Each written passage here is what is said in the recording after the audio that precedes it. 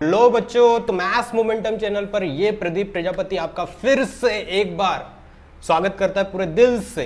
Okay, तो हम लोग ने शुरू किया था बेटा, हम लोग ने शुरू किया है आज जिस वीडियो के साथ हम लोग हाजिर हैं वो है ज्योमेट्री। ओके, ज्योमेट्री में हम लोग ने क्या शुरू किया था बेटा? सिमिलैरिटी। क्या सिमिलैरिटी, और 1.3 प्रैक्टिस सेट की भी हम लोग ने क्या कर दिया है? शुरुआत कर दिया है। ओके, तो बिना वक्त गवाए हम लोग क्या करते हैं, हम लोग वीडियो की शुरुआत करते हैं। लेकिन उससे पहले हम लोग मैं एक अपना छोटा सा ब्रीफ इंट्रोडक्शन दे देता हूं बेटा, कि मेरा नाम जो है वो है प्रदीप प्रजापति। ओके, क्वालिफिकेशन क्या है मेरी? बैचलर ऑफ इंजीनियरिंग, मैंने मैकेनिकल इंजीनियरिंग कंप्लीट किया हुआ है। मेरा एक्सपीरियंस कितना हो गया है? तो बेटा मेरा एक्सपीरियंस अब 3 साल का हो चुका टोटल मिला के पढ़ाते पढ़ाते। और मैं सब्जेक्ट कौन से लेता हूँ? मेनली तो एल्जेब्रा एंड ज्योमेट्री। कौन सा? एल्जेब्रा एंड ज्योमेट्री, मतलब मैथ्स 1 एंड मैथ्स 2। ओके, ये दोनों सब्जेक्ट लेता हूँ। और बेशक आपको अच्छा कंटेंट मिलेगा यूट्यूब पे भी फ्री ऑफ कॉस्ट बेटा। जैसा मैं ऑफलाइन बैचेस में सिखाता हूँ सेम एज इट इज आपको पूरा का पूरा यहाँ पे मिलने वाला है यूट्यूब पे। ओके, बस इतनी सी डिफरेंस आती है ऑफलाइन बैचेस में कि ऑफलाइन में हम बहुत ज्यादा क्वेश्चंस करवाते हैं, मैं बहुत ज्यादा क्वेश्चन करवाता हूँ। प्रैक्टिस सेट शुरू होने से पहले मैं बहुत सारे क्वेश्चंस करवाता हूँ। वो चीज़ यहाँ पे पॉसिबल नहीं हो पाएगी यूट्यूब पे। अदरवाइज उसके अलावा जो थ्योरी है, जो कॉन्सेप्ट है, जो भी चीज़ें हैं, ट्रिक्स है, जो भी चीज़ है बेटा जो मैं ऑफलाइन में देता हूँ सेम आपको यहाँ पे मिल जाएगा। ठीक है, ठीक है।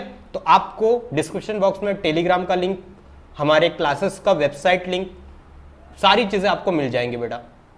जाके गो थ्रू करना एक बार। मेरे वेबसाइट जो हमारी जो क्लासेस का वेबसाइट है वहाँ पे भी आप जाके चेकआउट कर सकते हो। अगर आपको कोई कोर्स बाय करना होगा, परचेस करना होगा या मेरी एकेडमी को ज्वाइन करना होगा तो आप कांटेक्ट कर सकते हैं हमसे। ओके, ठीक है, शुरुआत करते हैं हम लोग आज के लेक्चर की। और बेटा अच्छे अच्छे क्वेश्चन के लिए टेलीग्राम चैनल को कनेक्ट कर लो बेटा। वहाँ पे आप डाउट भी पूछ सकते हो 24/7, कभी भी आप अपने डाउट को पोस्ट कर सकते हो उस ग्रुप में बेटा। इतनी मैंने फ्रीडम दे के रखा है वहाँ पे, फ्री ऑफ कॉस्ट है बेटा, 1 रुपया नहीं लगना है उस चीज़ का आपको। तो भाई फायदा उठाओ, फायदा उठाओ। ओके, ठीक है, तो ध्यान से देखते हैं। अब आते हैं हम लोग अपने क्वेश्चन नंबर 3 पे, जो करते हैं हम लोग। बहुत ही अच्छा क्वेश्चन है, बहुत ही प्यारा क्वेश्चन है बेटा, ध्यान से देखना अभी, बस और कुछ नहीं।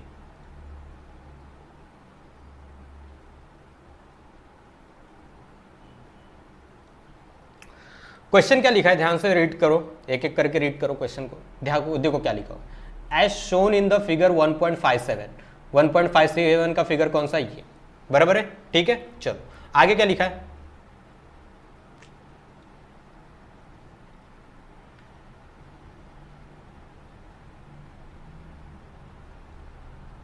आगे क्या लिखा है देखते हैं। 2 poles of height 8 metre and 4 metre are perpendicular to the ground. क्या है? 2 पोल्स है, 2 खंबे बेटा, 2 खंबे। ओके, एक की हाइट है 8 मीटर, देख सकते हो बेटा। ये जो खड़े दिख रहे हैं ना तुमको, AC और PR, यही वो खंबे है बेटा। तो एक की हाइट मतलब AC की हाइट उन लोगों ने देके रखा है 8 मीटर की है, और PR की हाइट कितनी देके रखी है इन लोगों ने? 4 मीटर की है। कितनी? 4 मीटर की। और ये दोनों क्या है? ग्राउंड के परपेंडिकुलर है, मतलब ये एंगल कितने का बन रहा है बेटा? 90 डिग्री, और ये भी एंगल कितने का बन रहा है? 90 डिग्री। समझ में आया बेटा? ग्राउंड पे क्या है? परपेंडिकुलर है ये दोनों पोल्स। आगे क्या क्वेश्चन लिखा है ध्यान से देखो। If the length of the shadow of smaller pole due to sunlight is 6 metre, due to sunlight is 6 metre, मतलब क्या? जो स्मॉलर पोल है, स्मॉलर पोल कौन सा? PR, उसका शैडो जो बनेगा, अब सनलाइट गिरेगी अपने ऊपर भी, अपने इंसान के ऊपर भी। जब सनलाइट गिरती है तो अपनी एक साइड में तुम देख सकते हो चलते चलते एक परछाई बन जाती है। ओके, अपनी जैसी एक परछाई बन जाती है, लेकिन वो अपने से लंबी बनती है परछाई। समझ में आया बेटा? तो ऐसे ही पोल में भी हुआ है। पोल की हाइट देखो 4 मीटर है, लेकिन परछाई कितनी की बन गई है? 6 मीटर की। समझ में आया बेटा बात? तो यही है, ये जो PR का जो शैडो है वो कौन है? QR है। और ये जो BC है वो किसका शैडो है? AC का शैडो है। यही बात बोलना चाहता है। आगे क्या बोला क्वेश्चन में, रीड करते हैं। 6 metre, then how long will be the shadow of the bigger pole. तो जो बिगर पोल है उसका शैडो कितना का बनेगा, मतलब उसकी जो शैडो है वो कितनी लेंथ की बनेगी, ये बात कर रहे हैं हम लोग। एट द सेम टाइम, एक ही टाइम पे दोनों के साथ, दोनों पोल पे एक ही टाइम पे, सेम टाइम पे सनलाइट आके गिर रही है और दोनों का पोल बन रहा है, शैडो बन रहा है। ओके, छोटे वाले पोल की शेडो जो है वो 6 मीटर की बन रही है, और जो बड़ा वाला पोल है 8 मीटर वाला, उसकी शेडो कितने की बनेगी वो तुमको पहचानना है बस। चलो कहानी की शुरुआत करते हैं हम लोग मजेदार तरीके से, एकदम मस्त वाले तरीके से करते हैं। ओके, अब तुम क्वेश्चन को जरा ध्यान से देखो और बताओ मुझे, ट्रिपल एस टेस्ट लगेगा सिमिलर करने के लिए, या एसएएस टेस्ट लगेगा, या फिर ए टेस्ट लगेगा, जरा बताओ। अगर मैं ध्यान से देखूं तो सर क्यूआर की वैल्यू पता है, पीआर की वैल्यू पता है, दो साइड्स पता है, और इन दोनों के बीच में सर एक एंगल बन रहा है, इन दोनों के बीच में सर एक एंगल बन रहा है, मतलब एसएएस टेस्ट लग जाएगा। मैं बोला ठीक है, लगा सकते तो लगा ले। मैंने ये भी कंडीशन बोला था बेटा, इस ट्राइंगल के दोनों साइड्स पता है ना बेटा, लेकिन अगर मैं इसी ट्राइंगल में वही दोनों साइड्स को देखूं तो ये तो अननोन है, ये तो पता है, ठीक है चल, ये तो अननोन है ना बेटा, ये पता ही नहीं। मैंने बोला था बेटा सब कुछ, जितनी चीजें तुम यूज करने वाले हो सिमिलर दिखाने के लिए, वो सारी चीज तुमको पता होनी चाहिए। तो यहाँ पे x तो पता ही नहीं है, अननोन है, वो तुमको क्या करना पड़ेगा, निकालना है, वही तो निकालना है तुमको। यहाँ मतलब यहाँ पे तुम्हारा ऐसे टेस्ट नहीं चलेगा। एक ट्राइंगल में चलो दो साइड्स पता है, एक एंगल पता है, मैं मानता हूँ, लेकिन दूसरे वाले ट्राइंगल में भी वो सारी चीजें दी होनी चाहिए, लेकिन यहाँ पे नहीं पता है मुझे, इसलिए मैं एसएएस टेस्ट के बारे में बिल्कुल नहीं सोचूंगा। समझ में आया बेटा बात? तो फिर क्या करूं सर, तो फिर क्या करूं, क्योंकि यहाँ पे एंगल भी सर एक ही दिया हुआ है, दो एंगल दिए होते तो ए टेस्ट लग जाता सर, एसएएस लगेगा नहीं और ए भी लगेगा नहीं, और ट्रिपल एस का तो सवाल ही नहीं उठता सर, क्योंकि तीसरा वाला साइड तो दिया ही नहीं है, तो ये भी लगेगा ही नहीं सर। तो करे क्या फिर?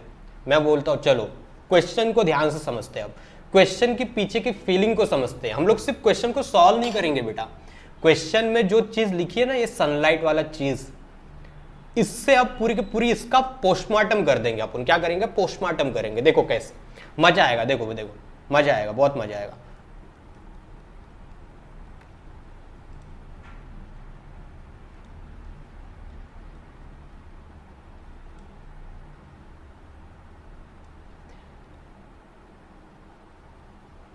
चलो अच्छा एक काम करो, इधर मैंने इस क्वेश्चन को थोड़ा नीचे कर देता, एक मिनट रुको, इस क्वेश्चन को थोड़ा सा नीचे करता हूं, बाद में ऊपर वापस कर दूंगा मैं। ओके, अच्छा बताओ, क्या सूरज तुम्हारे बहुत करीब है क्या? 1 मीटर की दूरी पे रहता है क्या तुम्हारा सूरज मामा जो है? वो 1 मीटर की दूरी पे रहते हैं क्या? नहीं ना, वो बहुत दूर है अपने से, और कितने दूर है वो अपने को पता नहीं। हम लोग क्या मानेंगे? वो इनफाइनाइट मानेंगे। कितना डिस्टेंस पे मानेंगे? इनफाइनाइट डिस्टेंस पे मानेंगे। कितना? इनफाइनाइट डिस्टेंस पे। तो इसका मतलब क्या, इसका मतलब क्या, मानो यहां पे अपने सूरज मामा है, यहां पे अपने कौन है? सूरज मामा।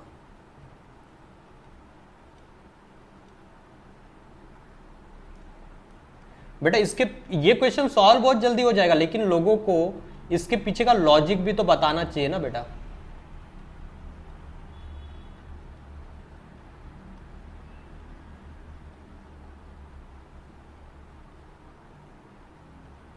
ओके, ये हमारे सूरज मामा, ठीक है, सूरज देवता, सूर्य सूर्य सूर्य देवता। चलो ध्यान से देखो, ये बहुत दूर है बेटा, बहुत दूर है।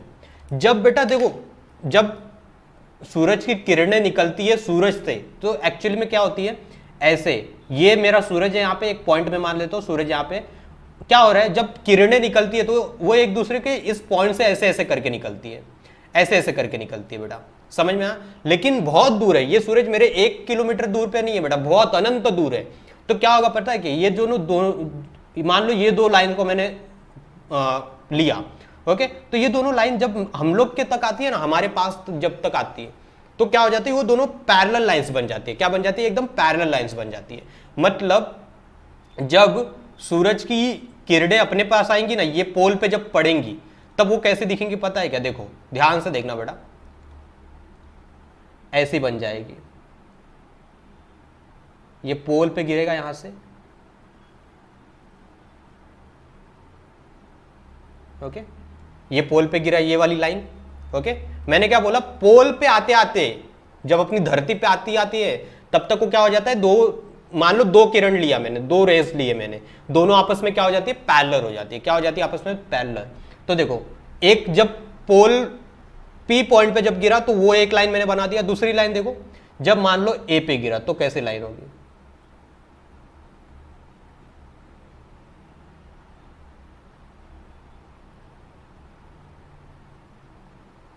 ओके, मान लो ये दूसरी लाइन है, बराबर, सीधी सी बात है, सीधी सी बात है। ये लाइन आगे तक जा रही है, ये लाइन आगे तक जा रही है, मान लो ये लाइन तो आगे चलते जाएगी बेटा,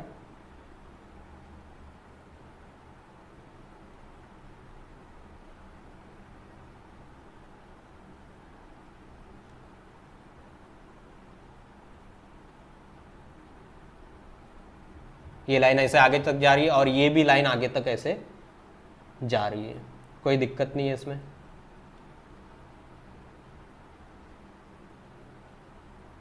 ओके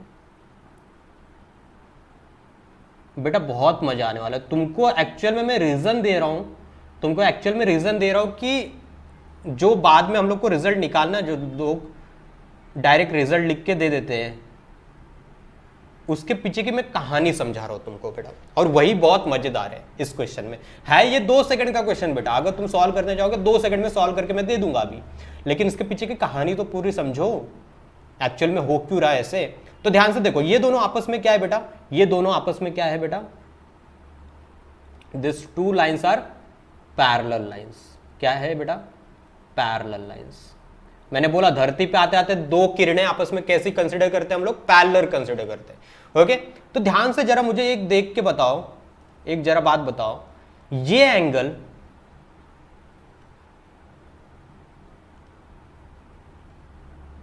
एक डॉट डॉट लाइन खींच देता हूं मैं, देखो ध्यान से, ये सारी चीजें मैं बाद में मिटा दूंगा, अभी सिर्फ समझाने के लिए मैं ड्रॉ कर रहा हूं। जरा एक बात बताओ मुझे कि ये एंगल और ये एंगल इक्वल नहीं हो जाएगा बेटा, अगर ये 2 लाइंस, ये दोनों लाइंस, ये वाली लाइंस और ये वाली लाइन, ग्रीन वाली और रेड वाली, दोनों आपस में पैरेलल है, और ये देखो ये जो लाइन ड्रॉ किया मैंने, ये ट्रांसवर्सल है बेटा। ध्यान से अभी चेक करना, मैं पूरा डायग्राम बना देता हूं तुमको, देखो अभी फीलिंग आएगी तुमको। ये दोनों पैरेलल लाइंस और ये देखो ट्रांसवर्सल, ये वाली ट्रांसवर्सल। क्या तुमको नहीं लग रहा है ये वाला एंगल और ये वाला एंगल इक्वल होगा, इक्वल होगा, ये तुमको लग नहीं रहा है? क्यों? क्योंकि करस्पॉन्डिंग एंगल्स है। क्या है, 2 पैरेलल लाइंस है मेरे पास, तो ये दोनों एंगल्स कौन से? Corresponding angles. करस्पॉन्डिंग एंगल्स है तो सीधी सी बात है, ये दोनों एंगल्स क्या होंगे? इक्वल होंगे बेटा। होंगे या नहीं होंगे? तू बोलेगा हाँ सर इक्वल तो होंगे। मैं बोला अच्छी बात। यही इसी वजह से क्या होता है बेटा पता है, जब एक ही टाइम पे 2 पोल्स पे या 2 चीजों पे जब सूर्य की किरण गिरती है बेटा, तो उस जो भी परछाई बनेगी, जैसे कि ये जो एंगल बन रहे हैं अपने, ये जो एंगल बनेंगे बेटा, वो दोनों एंगल क्या होंगे? सेम होंगे। ऐसा नहीं है कि बेटा ये दोनों एंगल ही सेम होंगे बस, ऐसा जरूरी नहीं है। ये दोनों एंगल भी बेटा सेम होंगे बेटा। ये दोनों एंगल है ना बेटा, ये दोनों एंगल, ये वाला एंगल और ये वाला एंगल, एंगल ए और एंगल पी, ये दोनों भी आपस में सेम होंगे बेटा, ये दोनों भी आपस में सेम होंगे जब एक ही टाइम पे परछाई बनेगी तो। अब वो क्यों होगा वो बताने जाऊंगा तो बहुत लेंदी पड़ जाएगा, उसमें घूम जाओगे तुम। इससे अच्छा मैंने तुमको बता दिया कौन सा वाला एंगल मैंने तुमको बताया, ये वाला एंगल, बी वाला एंगल और क्यू वाला एंगल, इसको ले लो। ये बहुत ही सिंपल तरीके से निकल गया, तो इसको ले लो। कॉम्प्लिकेटेड तरीके में अपने को जाना नहीं है, अपने को बस सीखना था कि ये दोनों एंगल इक्वल क्यों होंगे। परछाई बन रही है मुझे समझ में आ रहा है, लेकिन ये दोनों एंगल इक्वल क्यों बन रहे हैं ये तुमको बस मुझे बताना था, जो मैंने तुमको एक्सप्लेन कर दिया। समझ में आया क्या बेटा? समझ में आया क्या इतनी बात तुमको? चलो ये बात पक्की है ना। चलो अब मैं इस चीज को ही लिख रहा हूं अभी, देखो ध्यान से। Okay, solution.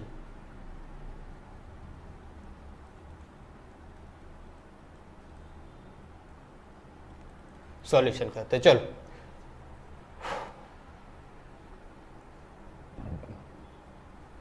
ध्यान से सुनो बात को। Since shadow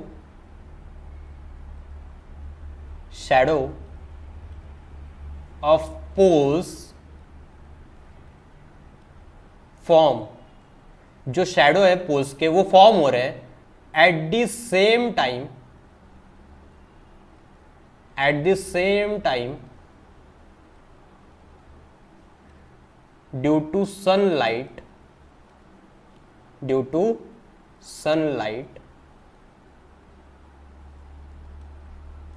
due to sunlight. Therefore मैं क्या बोल सकता हूं, एंगल कौन सा वाला एंगल बेटा, ये Q वाला एंगल, ये Q वाला एंगल और ये B वाला एंगल, मतलब क्या, एंगल PQR और angle ABC। Angle PQR congruent होगा किसके बेटा, एंगल ABC के। ये पहला पॉइंट मिल गया मुझे, ये क्या मिल गया बेटा, पहला पॉइंट, इसको नंबर दे देता तो 1। और दूसरी चीज तो उसने खुद बोल के रखी है, because poles are perpendicular to the ground, इसलिए वो एंगल क्या हो जाएंगे, 90 एंगल। अब मैं दूसरी पॉइंट लिखने जा रहा हूं, since both the poles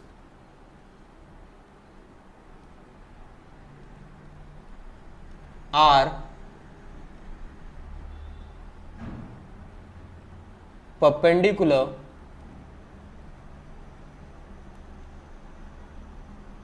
to the ground,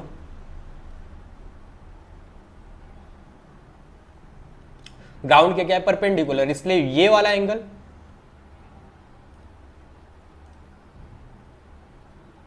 एक मिनट, ये वाला एंगल कौन सा अपना, ये आर एंगल और ये सी एंगल दोनों परपेंडिकुलर है, मतलब 90 डिग्री। ओके, तो इसलिए मैं क्या लिख सकता हूं, angle P R Q and angle A C B. Okay, therefore angle P R Q ना, P R Q and A C B, P R Q congruent to angle A C B. क्या लिखेंगे reason यहां पे, each 90 degree. बस बात खत्म, perpendicular to the ground है ये दो, तो ये दोनों भी क्या हो गया, अपने कॉन्ग्रुएंट हो गए। क्यों, क्योंकि ये दोनों क्या है, 90 डिग्री है। ये 2 नंबर मान लो, बस अब कहानी खत्म हो चुकी है बेटा, अब कहानी खत्म हो चुकी है। चलो अब मैं क्या करूं, क्या लिखूंगा बेटा, इन ट्राइंगल कौन कौन से 2 ट्राइंगल है बेटा, एक PQR है और एक ABC है।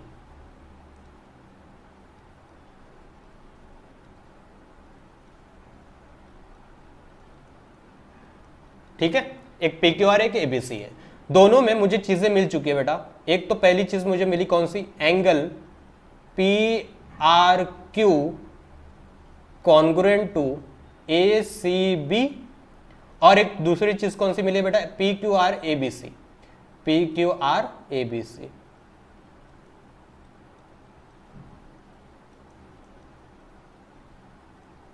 ये दोनों चीजें मुझे कहां से मिली है, दोनों चीजें मुझे मिली हैं फ्रॉम 1 and 2।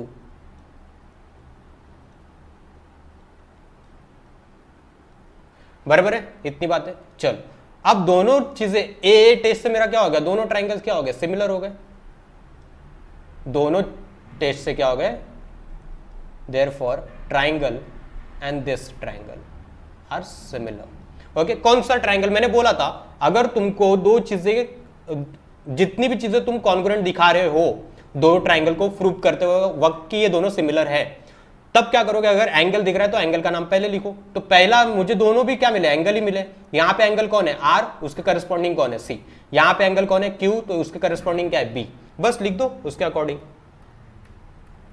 चलो यहां पे कौन है, आर, यहां पे कौन है, सी, यहां पे कौन है, क्यू, यहां पे कौन है, बी। बचा कौन है, आर क्यू हो गया बेटा, कौन सा पॉइंट बचा है, पी। यहां पे कौन बचा है, ए। ये किस किस टेस्ट से हुआ है बेटा, ए टेस्ट से हुआ है।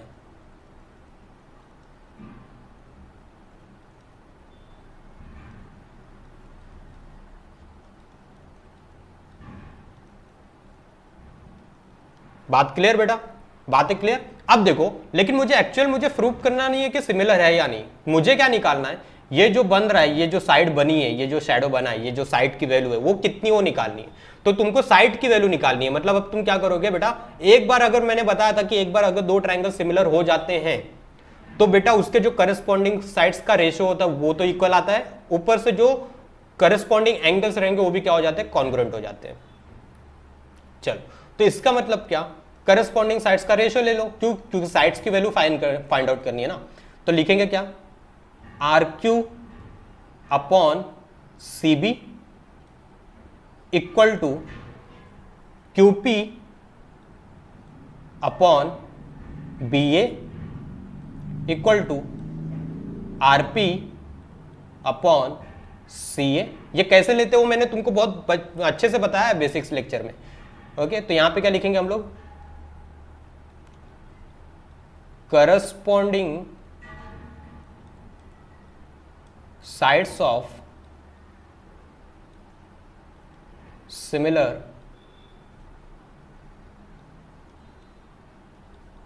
Triangles.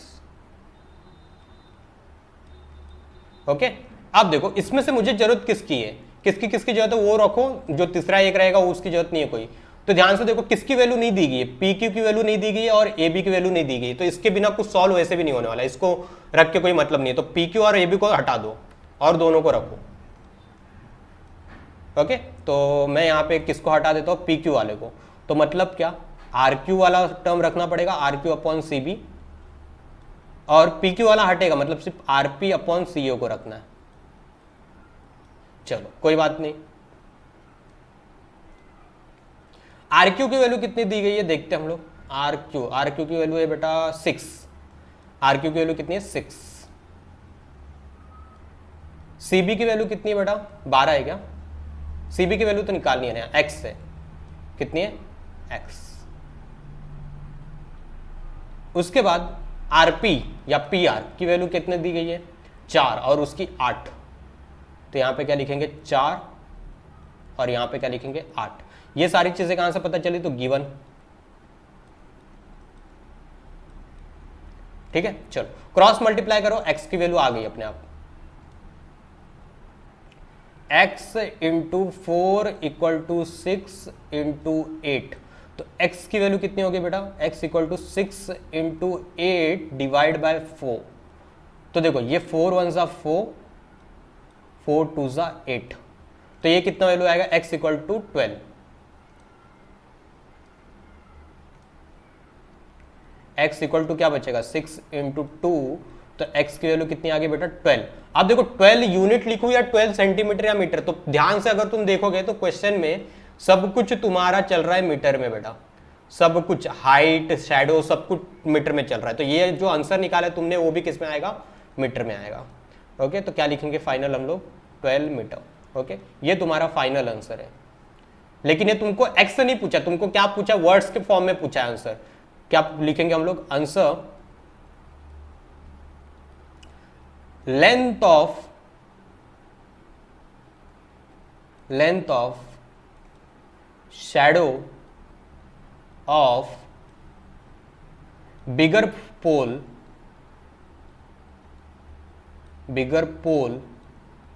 is 12 metre. How much, 12 metre. चलो तो फोर्थ क्वेश्चन देखते हैं। फोर्थ क्वेश्चन बहुत ही सिंपल क्वेश्चन है बेटा। क्वेश्चन क्या है, ध्यान से पढ़ो। क्वेश्चन क्या है, ध्यान से देखो।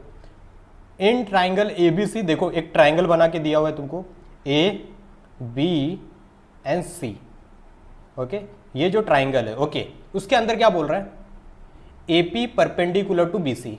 एपी जो है, जो एपी की लाइन है वो क्या है, परपेंडिकुलर है किसके ऊपर, बीसी के ऊपर।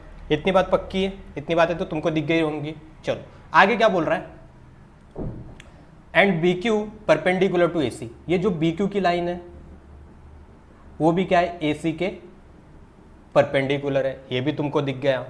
ठीक है, आगे क्या बोल रहा है, बी पी सी कोलिनियर है, ए क्यू सी कोलिनियर है। ये बेटा डैश डैश बीच में लगा है, वो किसका साइन होता है बेटा, किसका होता है, कोलिनियर का होता है। तो बी पी सी कोलिनियर है। कोलिनियर मतलब क्या होता है, एक ही लाइन पे तीनों के तीनों पॉइंट, बी सी पी और सी, ये तीनों भी पॉइंट एक ही लाइन पे। इसका मतलब ये है। तो हम लोग देख सकते हैं डायग्राम में भी कि जो बी पॉइंट है,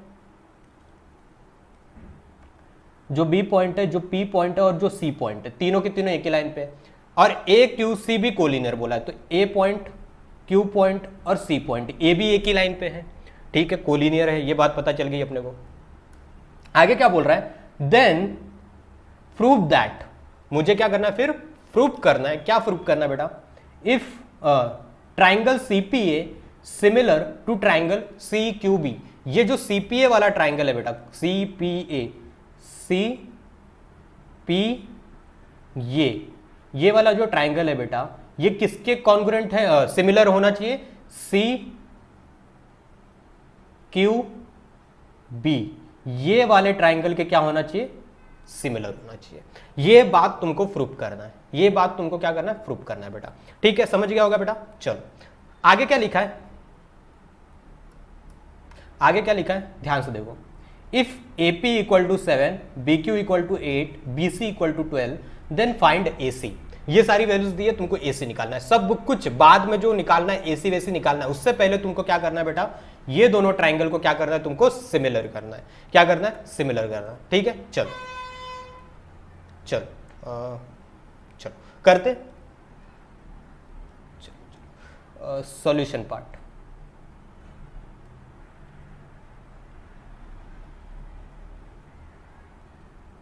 चलो तो ध्यान से देखो, CPA और CQB को क्या करना है, सिमिलर करना है। पहले तो ढूंढो बेटा CPA और CQB कौन कौन किस टेस्ट से बेटा, किस टेस्ट से, टेस्ट कितने थे अपने पास, SSS, SAS, AA टेस्ट, ये 3 टेस्ट से अपने को सिमिलर करने के लिए। कौन से टेस्ट से बेटा, ये दोनों ट्राइंगल CPA और CQB, ये दोनों ट्राइंगल किस टेस्ट से बेटा सिमिलर होंगी, ये तुमको बस पता लगाना है। चलो तो ध्यान से देखो बेटा, ध्यान से देखो, तुम जाओगे CPA के पास, तो CPA में किसकी किसकी साइट्स की वैल्यू पहले चेक करो कि कौन कौन सी साइट की वैल्यू दी है। AP की वैल्यू बेटा दी है देखो 7, AP की वैल्यू कितनी है 7। BQ की वैल्यू कितनी है बेटा, BQ की वैल्यू ये पूरा है 8। फिर BC की वैल्यू कितना है बेटा 12। फिर AC तुमको निकालने बोल रहा है, बराबर, ये निकालने बोल रहा है। पहली बात तो देख लो, इतना कॉम्प्लिकेटेड डायग्राम है, मतलब SSS और SAS तो लगना नहीं है, क्योंकि तुमको देखो कम से कम SSS लगाने के लिए तीनों साइड्स पता होने चाहिए, तीनों साइड्स पता होना चाहिए बेटा। ओके चलो, इन केस अगर तुम मान लो कि तुमको लगेगा कि कोई ना कोई SSS या SAS लग सकता है, चलो मैं मान लिया, तो मैं क्या करता हूं, एक काम करो, ये ट्राइंगल, दोनों ट्राइंगल को अलग अलग करके मैं पोस्टमार्टम करके अलग कर लेता हूं एक बार। ओके तो ध्यान से देखो, ये दो ट्राइंगल्स को CPA और CQB, इन दोनों को मैंने अलग करके लिख लिया। ये देखो, ये CPA ये वाला ट्राइंगल ये वाला है, और CQB ये वाला ट्राइंगल ये वाला है, बराबर। देख पा रहे हो तुम लोग, देख पा रहे हो क्या तुम लोग? चलो ऊपर कर देता ताकि देख पाओ। देखो CPA ये वाला है और CQB ये वाला है। अब देखो CPA में AP का वैल्यू दिया है 7 बेटा, PC का कोई वैल्यू नहीं है बेटा, AC का वैल्यू भी तुमको नहीं पता है, देख सकते हो तुम लोग। देखो AP का वैल्यू दिया था 7, मैंने रख दिया। BQ का वैल्यू दिया, BQ कहां पे, यहां पे, तो यहां पे मैं लिख सकता हूं 8। BC का वैल्यू, BC मतलब इसका वैल्यू दिया 12, और AC भी तुमको निकालना है बेटा, और PC भी तुमको, AC निकालना है तुमको, PC तुमको कुछ पता नहीं है उसके बारे में, ठीक है। जरा एक बात बताओ बेटा, 90 एक A तो मिल गया मुझे, एक A तो मिल गया मुझे। देखो अगर SAS टेस्ट लगाने की तुम बात करोगे, SSS तो लगेगा ही नहीं बेटा, क्योंकि देखो ये वाले एक ट्राइंगल में बेटा एक साइड की वैल्यू पता है, और दूसरा वाला जो ट्राइंगल है CQB, उसमें तुमको दो चीजें पता है, तो SSS लगने का तो सवाल होता ही नहीं, पैदा ही नहीं होता SSS लगने का। SAS लग सकता है क्योंकि मुझे एक ट्राइंगल में दो साइड्स की वैल्यू दी गई है, दो साइड्स की वैल्यू दी गई है, बराबर। SAS लगने का चांस है। लेकिन बताओ जरा मुझे, दो साइड्स पता है मैं मानता हूं, लेकिन ध्यान से अगर देखोगे तुमको, तो दो साइड्स इस वाले CQB में पता है बेटा तुमको, लेकिन क्या ये वाले ट्राइंगल में तुमको पता है दो साइड्स? नहीं पता है। एक ही तो साइड पता है तुमको, दूसरा साइड तो पता ही नहीं है, तो मतलब SAS लगने का भी कोई चांस नहीं आता, नहीं आता। मतलब तुम SAS टेस्ट लगा सकते हो क्या बेटा? नहीं। SSS नहीं लग सकता, SAS नहीं लग सकता, मतलब अब कौन सा सिर्फ टेस्ट लगेगा, दोनों को सिमिलर करना है तो AA टेस्ट लगेगा, मतलब दो एंगल निकालने पड़ेंगे। और अगर तुम देख पा रहे हो CPA ट्राइंगल को और CQB ट्राइंगल को, तो बेटा एक एंगल 90 डिग्री मिल रहा है दोनों में। दोनों में क्या मिल रहा है? एक एंगल 90 डिग्री मिल रहा है, देख सकते हो ये वाला P वाला एंगल, और यहां पे Q वाला एंगल, दोनों क्या है 90 डिग्री। तो ये दोनों आपस में कॉन्ग्रुएंट हो गए, एक A मिल गया। दूसरा A क्या होगा? तो दूसरे A के बारे में तुमको कहीं पे जानकारी दिया क्या है? मैंने बोला था अगर तुमको डायग्राम में नहीं दिया दूसरे एंगल के बारे में, एक एंगल तो मिल जाएगा, या तो वो 90 डिग्री होगा या फिर वो डायग्राम में ही कॉन्ग्रुएंट करके तुमको दे देगा। लेकिन मैंने कल बताया था कल के लेक्चर में कि बेटा कि अगर इन केस दूसरे एंगल के बारे में अगर जानकारी नहीं दिया जाता क्वेश्चन में, तो वहां पे सिर्फ दो पॉसिबिलिटी निकलती है। पहला पॉसिबिलिटी निकलता है कि कॉमन एंगल का, और दूसरा पॉसिबिलिटी निकलता है कि पैरेलल लाइन तुमको दिया होगा क्वेश्चन में। तो अगर तुमने क्वेश्चन ध्यान से पढ़ा तो तुमको कहीं पे ऐसा नहीं लिखा हुआ है कि यहाँ पे कोई दो लाइंस पैरेलल है एक दूसरे के, ऐसा लिखा हुआ है क्या? नहीं, बिल्कुल सीधी सी बात है। अगर पैरेलल नहीं लिखा हुआ है तो दो कंडीशन अपनी बनती थी, अगर अपने को एंगल डायरेक्ट नहीं दिया होता था तो क्या? कॉमन एंगल का और पैरेलल लाइन का। मतलब कॉमन पैरेलल लाइन वाला चीज तो केस तो निकल ही गया। आपने देख सकते ना, मैं कल लेक्चर में बताया था ये सब बातें, मैंने ऊपर देखो बताया हुआ है यहाँ पे। हाँ ये देखो, ये वाला तुमको याद होगा केस। देखो मैंने बोला था जब एंगल नहीं दिया होता तो अपने को क्या ढूंढना है? कॉमन एंगल ढूंढना है या फिर पैरेलल लाइन। तो पैरेलल लाइन क्वेश्चन में कहीं पे लिखा ही नहीं है, पैरेलल लाइन लिखा ही नहीं है बेटा। पैरेलल लाइन लिखा ही नहीं है, मतलब ये जो पैरेलल लाइन वाली चीज है वो तो अपने में लगेगी नहीं। मतलब अपने को क्या ढूंढना है? कॉमन एंगल ढूंढना है। और कॉमन एंगल ढूंढने का सबसे सिंपल तरीका मैंने बताया था कि जो ट्राइंगल तुमने लिए हैं उनके नाम चेक करो बेटा, उसके क्या करो? नाम चेक करो। मैंने बताया था, सबसे सिंपल तरीका बताया था। तो चलो आ जाओ यहां पे।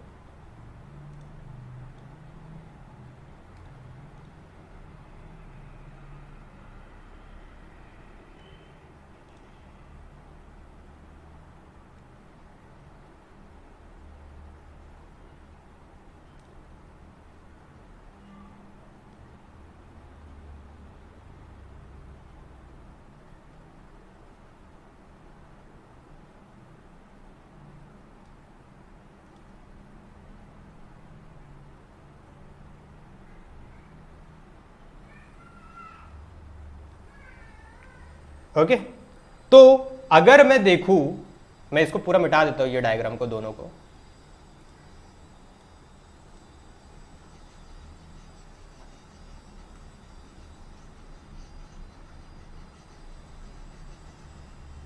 ओके हम लोग ये मेन डायग्राम को समझते हैं इसको लेके।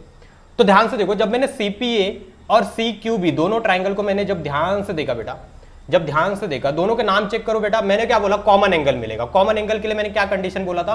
जो ट्राइंगल तुम ले रहे हो उसमें पहले नाम चेक करो। तो तुम ध्यान से अगर तुमने देखा तो बेटा कॉमन निकल रहा है क्या? C निकल रहा है बेटा, C निकल रहा है। लेकिन मैंने कॉमन एंगल के लिए दो कंडीशन बताई थी। पहला कि कॉमन पॉइंट ढूंढो, जो ट्राइंगल के नाम लिखे होंगे उसमें पहला कॉमन पॉइंट ढूंढो, तो वो तुम्हारा कॉमन एंगल हो सकता है। क्या हो? कॉमन एंगल हो सकता है। लेकिन उसके लिए, कॉमन एंगल के लिए मैंने सेकंड कंडीशन क्या बताई थी? कि उस कॉमन एंगल को कोई लाइन बीच में से कट नहीं करनी चाहिए। तो जरा C के पास और चेक करो कि कोई लाइन बीच में से कट कर रहा है क्या? C देखो इतना बड़ा है बेटा, C इतना बड़ा है, कोई लाइन बीच में से ऐसा जाके कट कर रहा है क्या? नहीं। मतलब ये जो C पॉइंट है बेटा वो एक्चुअल में तुम्हारा क्या है? कॉमन एंगल है। तुम्हारा क्या है? कॉमन एंगल है। ओके समझ में आ गया रहेगा मेरे ख्याल से बातें इतनी। तो बस लिखने वाला काम है तुमको, मैंने पूरी की पूरी तुमको समझा दी क्वेश्चन से रिलेटेड जो था। तो लिखते हैं हम लोग, in triangle CPA and triangle CQB, यही दोनों ट्राइंगल अपने को लेने थे। उससे पहले ये अपने को प्रूव करना है बेटा, ये प्रूव दैट वाला पार्ट है। तो अपने को पहले क्या क्या लिखना पड़ेगा? गिवन गिवन लिखना पड़ेगा बेटा। क्या क्या लिखना पड़ेगा? गिवन,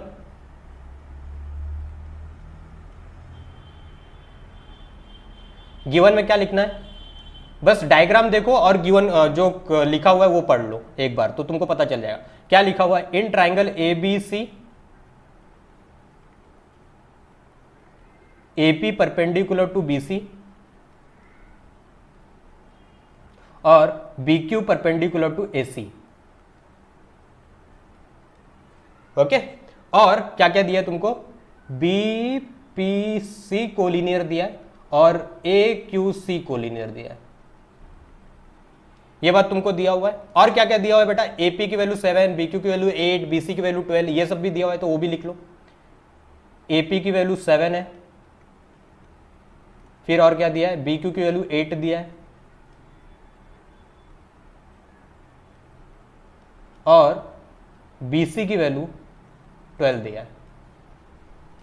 ओके अब मैं लिखता हूं टू प्रूफ।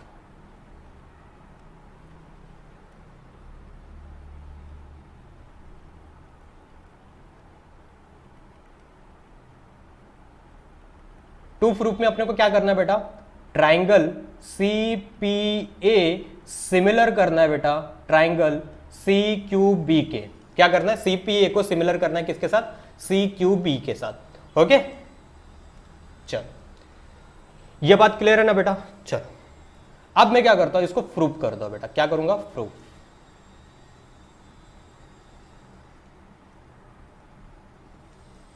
मेरे को कौन से दो ट्राइंगल के अंदर काम करना है बेटा? In triangle C P A and triangle C Q B, इन दोनों के अंदर काम करना है। अपने को क्या क्या मिला था? एक तो 90 डिग्री वाला एंगल मिला था बेटा, सारी चीजें मैंने बता दिया है बेटा, ध्यान से देखो। ये 90 डिग्री मिला था और एक ये 90 डिग्री मिला था, बराबर है। और एक क्या मिला था? ये कॉमन एंगल मिला था। बस उसको लिख दो अभी।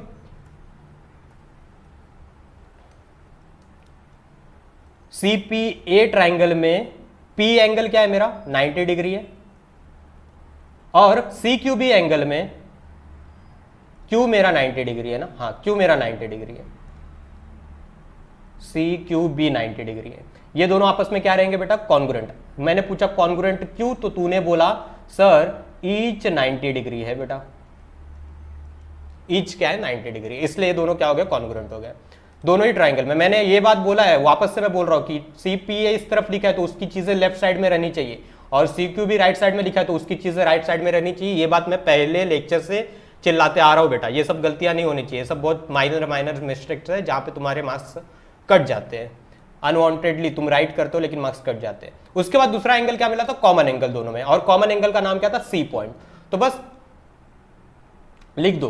देखो डायग्राम देखने की जरूरत नहीं एंगल का नाम लिखते टाइम, एंगल का नाम तो तुम्हारा इस ट्राइंगल के नाम के अंदर ही घूमेगा ना बेटा। अगर तुम किसी भी एंगल का नाम लिखते हो तो ट्राइंगल के तीनों पॉइंट के नाम अपने आप आ ही जाते हैं उस एंगल में। तो ध्यान से देखो, अपने को एंगल कौन सा चाहिए? सी।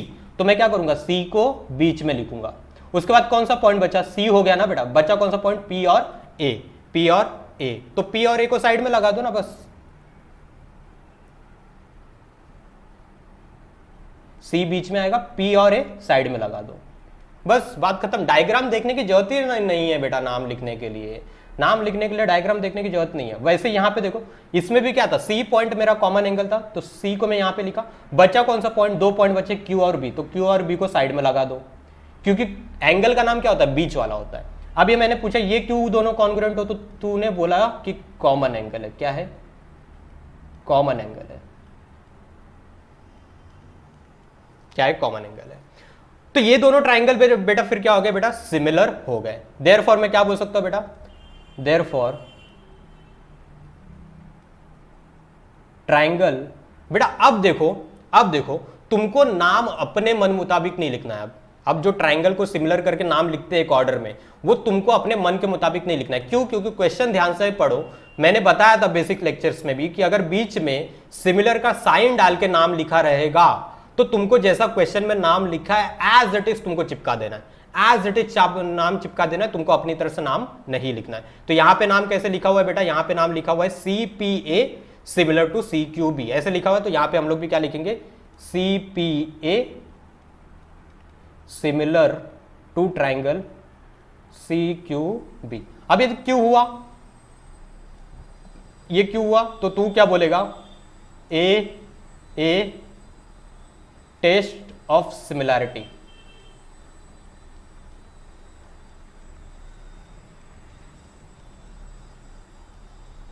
बराबर है? इतनी बातें हो गई, ठीक है। चल अब इसमें मुझे क्या करना है बेटा? इसमें मुझे अब एक फाइंड करना था बेटा। तो मैं क्या करता हूं, इसके नीचे लिखता हूं, फाइंड करना है ना अपने को किसकी वैल्यू? एसी की वैल्यू। अब मैं लिखता हूं नीचे, क्योंकि देखो ये दोनों सिमिलर होते हैं और मुझे क्या निकालनी है? एक साइड की वैल्यू निकालनी है। साइड कौन सा है? एसी है। किसकी साइड की वैल्यू निकालनी है अपने को? एसी की वैल्यू निकालनी है। ध्यान से तुम देख सकते हो बेटा, एसी की वैल्यू निकालनी है, मतलब साइड की वैल्यू निकालनी है। तो मैं क्या बोला था? कभी भी साइड की वैल्यू निकालने बोला जाए तो तुमको पहला स्टेप क्या करना होता है? सिमिलर करना होता है दो ट्राइंगल्स को। तो मैंने दो ट्राइंगल्स को सिमिलर कर दिया है। अब क्या करेंगे? साइड निकालना, तो मैं क्या करूंगा? करस्पॉन्डिंग साइड्स का रेशियो कर लूंगा इक्वल आपस में। तो हो गया मेरा काम, चलो तो यहां पे क्या करूंगा मैं? करस्पॉन्डिंग साइड्स का रेशियो लो। अगर सीपी यहां से लूंगा तो यहां से क्या आएगा? C Q. तो क्या लिखूंगा? CP upon C Q. उसके बाद क्या आएगा? पीए लिखा तो यहां से कौन आएगा? क्यूबी। पी ए आएगा तो यहां से कौन आएगा, क्यू बी। फिर उसके बाद लास्ट वन कौन सा आएगा, सी ए लिखो या ए से लिखो, बात एक ही है। उसके साथ कौन आएगा, सी बी आएगा। इसको हम लोग क्या लिखते हैं बेटा,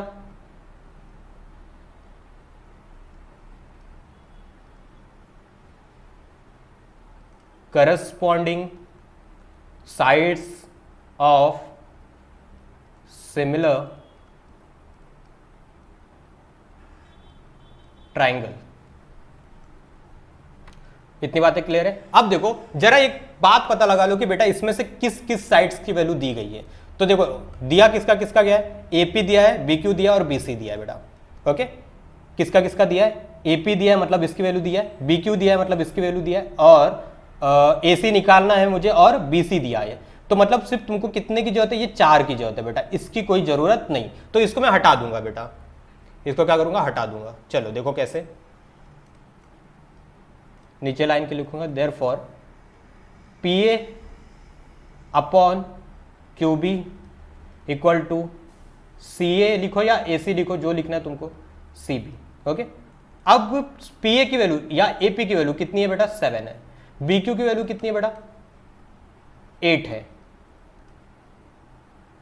ए सी की वैल्यू तुमको निकालनी है, ये सी ए को मैं ए सी लिख देता हूं, क्वेश्चन में है। तो बी सी की वैल्यू कितनी आई बेटा, 12।